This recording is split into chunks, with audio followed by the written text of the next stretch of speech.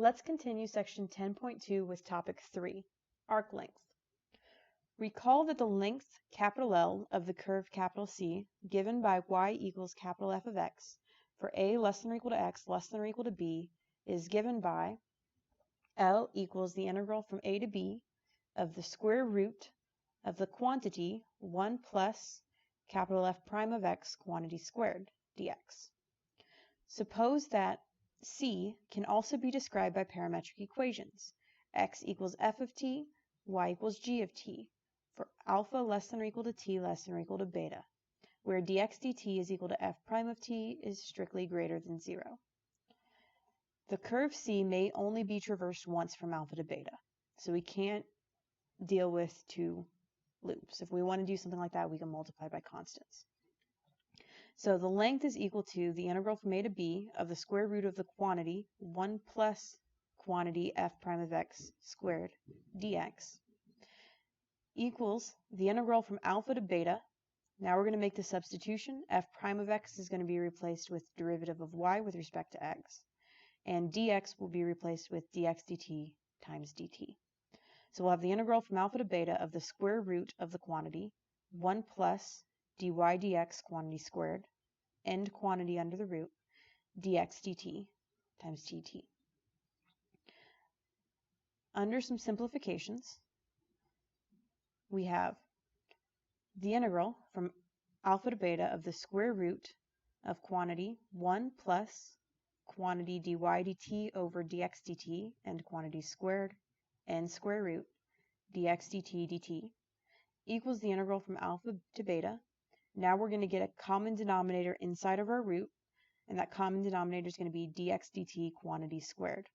So we'll rewrite 1 as dx dt quantity squared divided by dx dt quantity squared. Now for the next change, we are going to combine, and we're going to take the square root of the denominator. So we'll have the integral from alpha to beta of the fraction, numerator square root, quantity dx dt squared plus quantity dy dt squared, end root, all over dx dt. This is still times dx dt times dt. Notice that our dx dt's will cancel, and we'll be left with the integral from alpha to beta of the square root of the quantity dx dt squared plus dy dt squared, end root, times dt. Or, in terms of the functional notation for the parametric equations, we'll have the integral from alpha to beta of the square root of the quantity f prime of t squared plus g prime of t squared, end root dt. Example 4. If we use the representation of the unit circle x equals cosine t, y equals sine t, for 0 less than or equal to t less than or equal to 2 pi, let's find the circumference of the unit circle.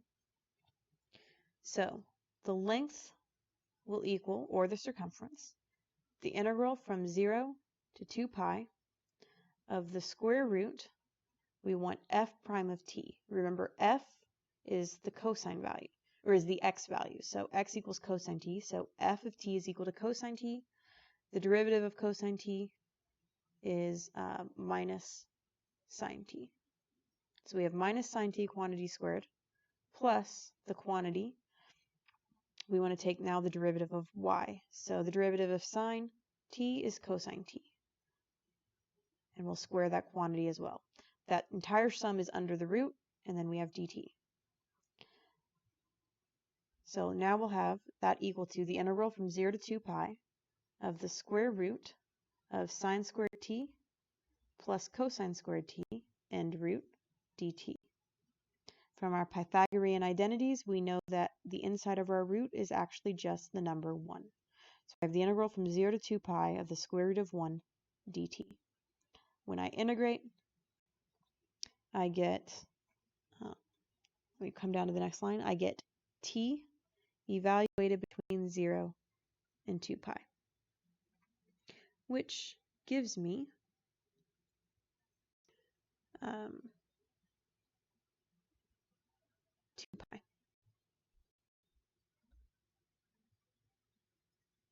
Now let's take a look at example 5. Find the length of one arch of the cycloid.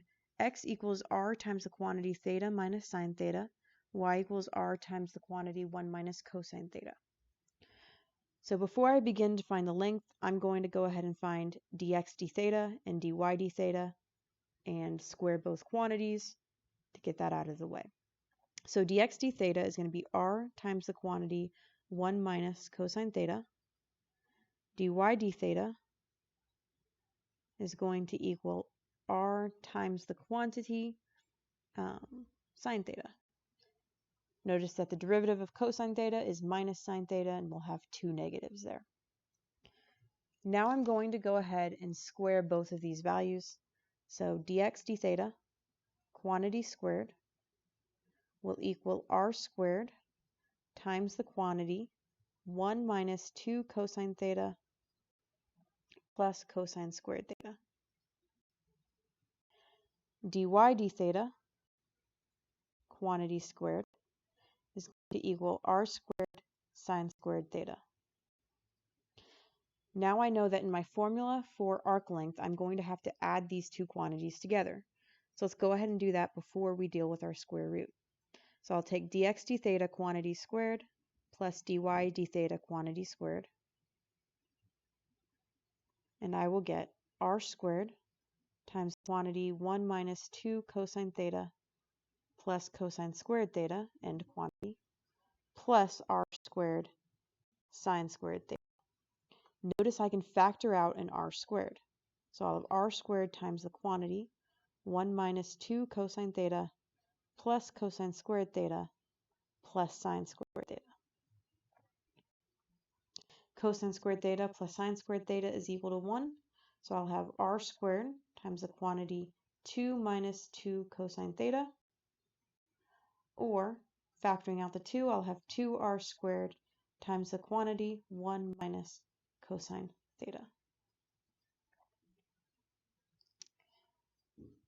Now I'm going to make an interesting change of variables because I know that later I'm going to have to take the square root of this quantity. And taking the square root of 1 minus cosine theta isn't actually possible.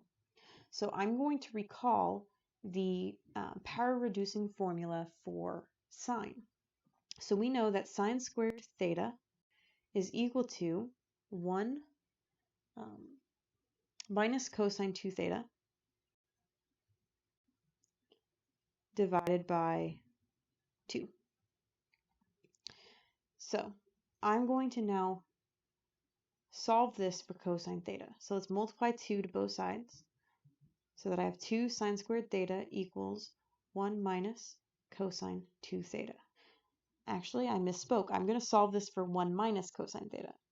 So now all I'm going to do is a quick change of variables. I'm going to let 2 theta equals beta for a second. Then theta needs to equal beta over 2 in order to get the left-hand side to look like 1 minus cosine of beta, or 1 minus cosine theta. So under a substitution or change, I can get 2 sine squared of the quantity theta over 2 is equal to 1 minus cosine theta.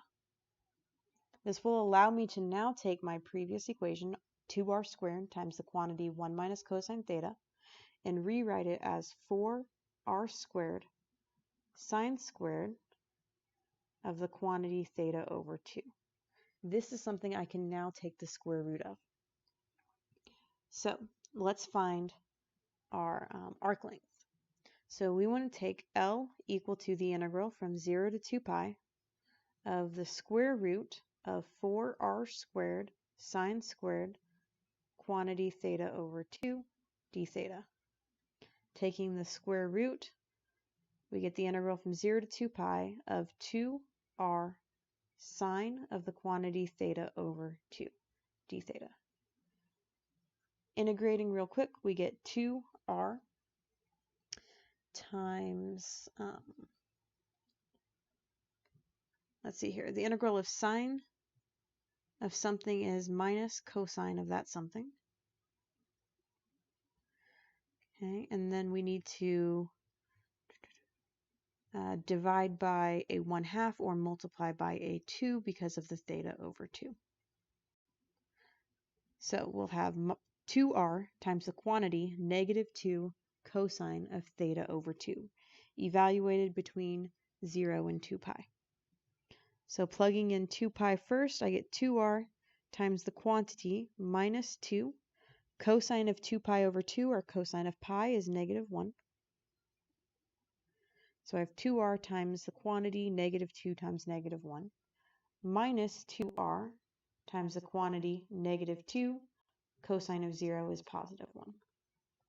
So simplifying, I get 4r minus a minus, so plus 4r, or I get 8r for my final answer.